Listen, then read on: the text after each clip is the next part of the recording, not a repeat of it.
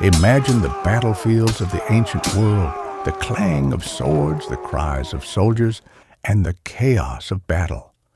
Amidst this chaos, there was something else entirely, a force that moved like a wall, every step planned, every soldier a cog in a machine. This was not just an army, but an engineering marvel.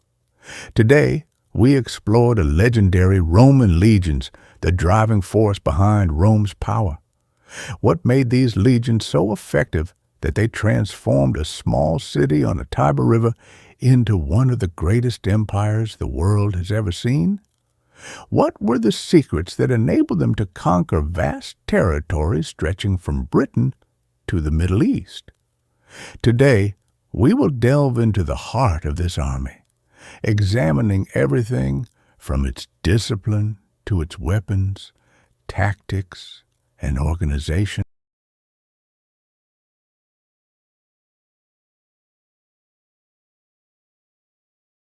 In the early days, Rome's army looked very different. Soldiers were citizen farmers who fought seasonally and then returned to their fields. But as Rome expanded, it needed something more permanent.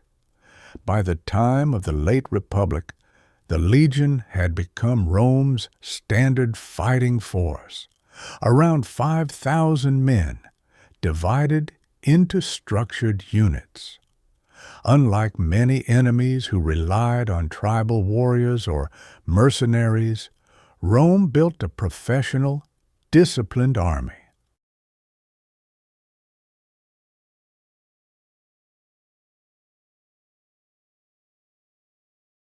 The Roman legions were very different from ordinary groups of soldiers. Each legion consisted of approximately 4,800 to 6,000 soldiers, who were carefully organized. A legion was made up of 10 units called cohorts, each of which contained 480 soldiers. The smallest unit, the contubernium, consisted of 8 soldiers who shared the same tent and fought together. Commanders were important in the hierarchy. At the top was the legatus legionis, or legion commander. Below him were the tribunes and centurions. Centurions, captains, were the real leaders on the battlefield. They were known for their courage and discipline. Centurions were the backbone of the legion. Their rank was based on experience and merit. They fought on the front lines and personally led their soldiers.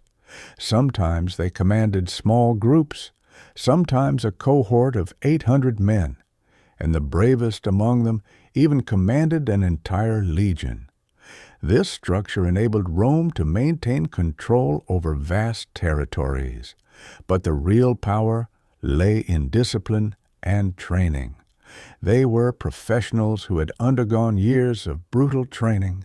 Every morning, they would march for miles with 30 kilograms of equipment, then practice with swords and shields. Weakness, illness, and insubordination were not tolerated. Discipline was second nature to them. The legionary's closest companion was his equipment, which transformed him into a war machine. The lorica segmentata, a piece-by-piece metal armor, provided exceptional protection without restricting their mobility. They carried a short but deadly sword called a gladius in their right hands and a large oval shield called a scutum in their left hands. But the weapon that truly set the legionary apart was the pilum, a 2-meter-long spear they threw at the enemy. The tip of the pilum was designed to bend immediately upon striking the enemy's shield. This rendered the enemy unable to use their shield, leaving them defenseless. This was a simple yet effective example of Roman ingenuity. Soldiers were required to adhere to strict rules. Deserters were punished, while those who showed courage were rewarded. This discipline united the legions like a family.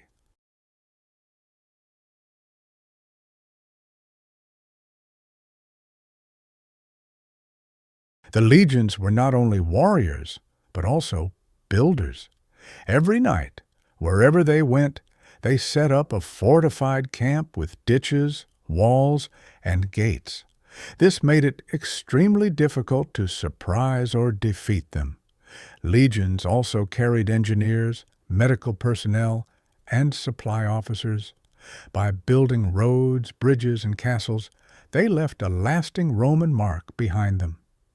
This combination of military power and infrastructure enabled Rome not only to win wars, but also to control the conquered territories. One of the most famous and effective tactics of the Roman legions was the famous testudo, turtle formation. The turtle formation demonstrated the genius of the Roman legions. Soldiers held their shields on top of and next to each other, forming a shield wall. This made them almost completely protected from arrow showers and enemy attacks. This formation was an example of discipline and cooperation at its highest level. For example, in 52 BCE, Julius Caesar used this tactic to defeat the Gauls at the siege of Alesia. The legions conquered a vast area from Britain to the Middle East, using these tactics. Many armies that stood in their way could not resist this organized force. However, every victory had its limits. Geniuses like Hannibal caused Rome to experience difficult times. Nevertheless, the legions' ability to adapt kept them standing. Throughout history, the legions proved their strength time and again. At Zama, 202 BCE, they crushed Hannibal's Carthaginians. In Gaul, Caesar's legions defeated much larger barbarian forces. Even when faced with a disaster like Cannae, Rome rebuilt its legions and ultimately emerged victorious. The reputation of the Roman legion was so great that enemies often chose to surrender rather than face them in open battle. This unique combination of the Roman army made them invincible for a long time. Thanks to discipline, structural organization, and engineering genius, they built a vast empire stretching from Europe to Asia.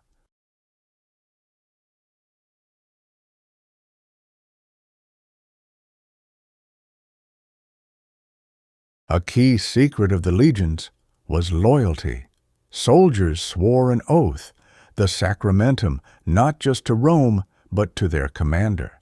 This bond created fierce unity. Legions also carried standards, especially the eagle or aquila.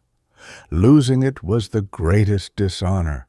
Many stories tell of desperate missions launched to recover lost eagles.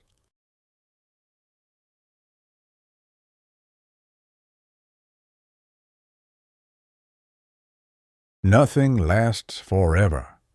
As the empire grew, the legions became more loyal to individual generals than to Rome itself.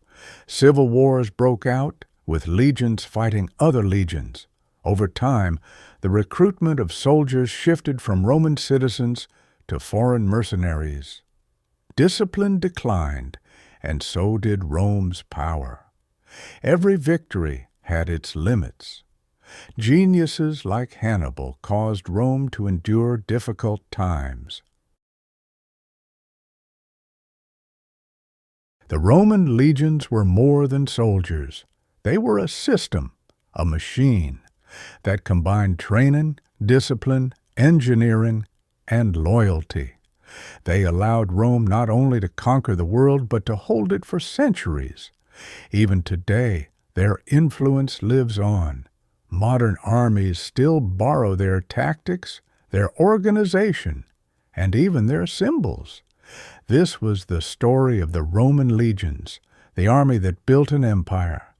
If you enjoyed this video, don't forget to like, subscribe, and join us again on Legends of Rome for more stories from the ancient world.